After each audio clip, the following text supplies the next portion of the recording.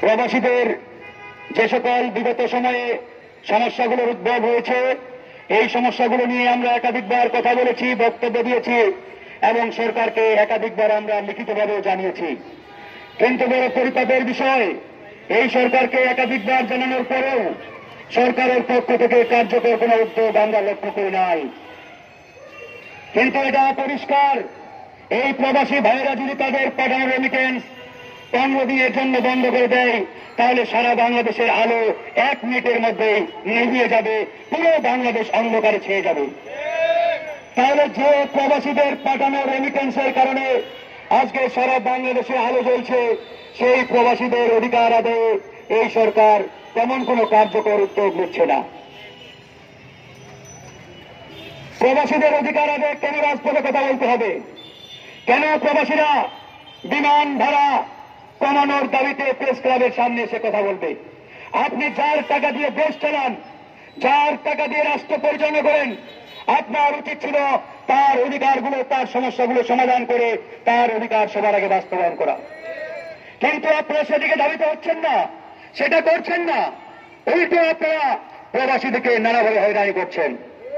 আমরা পরিষ্কারভাবে প্রধান উপদেষ্টার প্রথম বৈঠকে বলেছিলাম, আগামী নির্বাচনে পৃথিবীর বিভিন্ন দেশে থাকা প্রায় 2 কোটি প্রবাসীর ভোটাধিকার নিশ্চিত করতে হবে। এটা আমাদের 1 নম্বর দাবি। তারা পৃথিবীর নানান দেশে রক্ত ঘাম ঝরিয়ে এই বাংলাদেশে রেমিটেন্স পাঠায়, সেই রেমিটেন্সের টাকায় এই বাংলাদেশ চলে। সুতরাং তাদের সেই অধিকার রয়েছে বাংলাদেশের নির্বাচনে ভোটাধিকার প্রয়োগ করার। সেই ভোটাধিকার প্রয়োগ করার যে সিদ্ধান্ত, তার পরিষ্কার কোন নমুনা এখন পর্যন্ত আমরা লক্ষ্য করছি না। এরপরে আমরা বললাম, শুধু প্রবাসীদের ভোটাধিকার নিশ্চিত করলেই হবে না, তাদের জন্য পার্লামেন্টে আসন সংরক্ষিত করতে হবে। আজকে সংসদে নারীদের জন্য 50টি আসন সংরক্ষিত আছে। সংস্কার কমিশন তারা প্রস্তাব করেছে এই 50টা আসন বাড়িয়ে 100টা নাকি করতে হবে। এই সংস্কার কমিশনগুলোকে বলতে চাই, একই সাথে কেন বলতে পারলেন না পৃথিবীর বিভিন্ন দেশে 2 কোটির উপরে প্রবাসী রয়েছে, তাদের জন্য 5 কিংবা 10% আসন বরাদ্দ করা হোক, সংরক্ষিত করা হোক। আপনাদের চোখে এই প্রবাসী ভাইদের হাহাকার হাজারি রক্ত করেন না।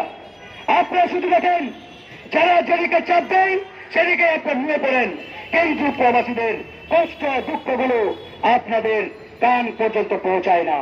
তাই বন্ধুগণ, আজকে গণ অধিকার পরিষদ সেই 18 সাল থেকে প্রবাসীদের অধিকার আদায়ে সোচ্চার ভূমিকা পালন করে আসছে এবং এই ভূমিকা ইনশাআল্লাহ আমরা পালন করে যাব। ইতিমধ্যে আপনারা জানেন, বিদেশে কোনো প্রবাসী মারা গেলে এর আগে ব্যক্তিগত খরচে সেই লাশ বাংলাদেশে আনা হতো। এই একমাত্র সংগঠন প্রবাসী অধিকার পরিষদের আন্দোলনের ফলে সরকার বাধ্য হয়েছে বিদেশে কোন প্রবাসী ভাই কিংবা বোন মারা গেলে এখন থেকে রাষ্ট্রীয় খরচে তার লাশ বাংলাদেশে আনা হয়। এই সুফল একমাত্র প্রবাসী অধিকার পরিষদের কারণেই সম্ভব হয়েছে। তো বন্ধুগণ, প্রবাসী অধিকার পরিষদ আমাদের সংগঠন, বাংলাদেশের সংগঠন, বাংলাদেশের 18 কোটি জনগণের প্রাণের সংগঠন, যাদের ভাই এবং বোনেরা পৃথিবীর বিভিন্ন দেশে ছড়িয়ে ছিটিয়ে রয়েছে। এবার আসেন, ধানমন্ডি 32 নিয়ে অনেকে অনেক কথা বলেন।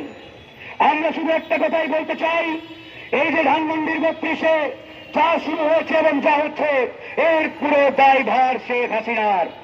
শেখ হাসিনার উস্কানির কারণেই মূলত এদেশের ছাত্র জনতা ক্ষিপ্ত হয়ে সেই ধানমন্ডিতে এই যে একটা অরাজকতা এবং এখানকার যে একটি উদ্ভূত পরিস্থিতি তৈরি হয়েছে, সেটা একমাত্র শেখ হাসিনার উস্কানিমূলক বক্তব্য দেওয়ার ঘোষণার কারণেই শুরু হয়েছে।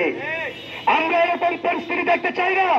আমরা বলতে চাই, আপনারা যেহেতু আইনের কাঠামোর মধ্যে প্রবেশ করেছেন, তাই আপনাদেরকে আইনের মধ্য থেকেই কার্যক্রম করতে হবে এবং সেই অনুযায়ী আপনাদের আচরণ জনগণের সামনে উপস্থাপন করতে হবে। এর বাইরে আপনাদের আচরণ যদি প্রদর্শিত হয়, তাহলে জনগণ কিন্তু চুপ থাকবে না। আজকে শুধু ধানমন্ডি 32 নয়। একই সাথে আপনারা যদি ওই বুলডোজার নিয়ে এই সরকারের উপদেষ্টা পরিষদে হানা দিতেন তাহলেই বলতাম আপনারা সত্যিকারের বিপ্লবী। কারণ এই সরকারের উপদেষ্টা পরিষদে সবচাইতে বড় বড় আওয়ামী দালালরা এখনো বহাল তবিয়তে রয়েছে। আমাদের পাশে এই সচিবালয়, এই সচিবালয়ে অসংখ্য আওয়ামী লীগার, আওয়ামী দালাল, ভারতীয় রেল এজেন্ট এখনো বহাল তবিয়তে। আপনি বুলডোজার নিয়ে ধানমন্ডি যাবেন, ওই খুলনায় যাবেন, চট্টগ্রামে যাবেন, আপত্তি নেই। একই সাথে ওই বুলডোজার নিয়ে সচিবালয়ে আসেন, ওই বুলডোজার নিয়ে যমুনায় যান, ওই বুলডোজার নিয়ে এই সরকারের যেখানে যেখানে ফ্যাসিবাদ আছে, আওয়ামী দোসর আছে, ভারতীয় দালাল আছে, প্রত্যেকটা জায়গায় হানা দেন, ভারতীয় দালালদের উৎখাত করেন। তবেই বলবো আপনারা সত্যিকারের বিপ্লবী। অন্যথায় আমাদের পরিষ্কার বক্তব্য, ছাত্র জনতাকে ভুলভাল বুঝিয়ে তাদের আবেগকে কাজে লাগিয়ে আপনারা আপনাদের রাজনৈতিক ফায়দা হাসিলের চেষ্টা করছেন। আপনাদের এই অশুভ ফায়দা, অশুভ চিন্তা, আপনাদের এই অশুভ রাজনৈতিক কৌশল এদেশের ছাত্র জনতা ইতিমধ্যেই ধরে ফেলেছে। সুতরাং সঠিক পথে সঠিক রাস্তায় না থাকলে এদেশের ছাত্র জনতা বেশিক্ষণ চুপ থাকবে না বন্ধুগণ। তাই আমরা বলতে চাই, আমাদের কথা একবারে পানির মতো পরিষ্কার। বাংলাদেশের প্রত্যেকটা জায়গা থেকে আওয়ামী দোসর, ভারতীয় রেল এজেন্টদের বিতাড়িত করতে হবে। সেটা শুরু করতে হবে প্রধান উপদেষ্টার দপ্তর থেকে। ইতিমধ্যে আপনারা জানেন প্রধান উপদেষ্টার দপ্তর তথা উপদেষ্টা পরিষদেই ভারতীয় রেল এজেন্টরা রয়েছে। তারা সংস্কারের কথা বলে, সংস্কার আমরাও চাই, তো সংস্কারটা করবেন কোথায়? আপনার ডানে বামে আওয়ামী দালালদের রেখে আপনি একটি সংস্কারের কথা বলছেন। আমি মনে করি এটা পরিষ্কারভাবে ভাওতাবাজি, প্রতারণা। যদি সত্যিকারের এই সংস্কার করতে চান, আপনার ডানে বামে সামনে পিছনে যে সকল রেল দালাল রয়েছে, আওয়ামী দোসর রয়েছে, তাদেরকে সবার আগে উৎখাত করেন, তাদেরকে বিতাড়িত করেন, তাদেরকে সরান। তবেই জনগণের কাঙ্ক্ষিত সংস্কার আপনাদের মাধ্যমে সম্ভব। অন্যথায় কোনোভাবেই জনগণের কাঙ্ক্ষিত সংস্কার সম্ভব নয়। তাই বন্ধুগণ, আমরা গণ অধিকার পরিষদ এবং আমাদের যে অঙ্গ সংগঠন বাংলাদেশ প্রবাসী অধিকার পরিষদ, আজকের এই প্রবাসী অধিকার পরিষদের যে প্রধানতম দাবি, বিমান ভাড়া কমাও, প্রবাসীদেরকে বাঁচাও। বিমান ভাড়া কমাতে হবে।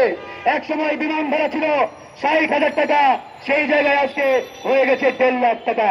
এটা মগের মূল্য নয়, এটা মগের মূল্য নয় যে যা ইচ্ছা তাই করবেন। সুতরাং 2 কোটি প্রবাসী তারা এই বাংলাদেশ বিনির্মাণে অনবদ্য ভূমিকা রেখে যাচ্ছে। তাদের দিকে তাকিয়ে তাদের এই আজকের দাবি এই সরকারকে অনতি বিলম্বে মেনে নিতে হবে। অন্যথায় প্রবাসী অধিকার পরিষদ আরো কঠোর থেকে কঠোরতর কর্মসূচির দিকে যেতে বাধ্য হবে। আজকে যদি এই দাবি মানে না হয়, আগামীর কর্মসূচি হবে যমুনার সামনে, প্রধান উপদেষ্টার বাসভবনের সামনে। ভালো থাকবেন। আল্লাহ হাফেজ।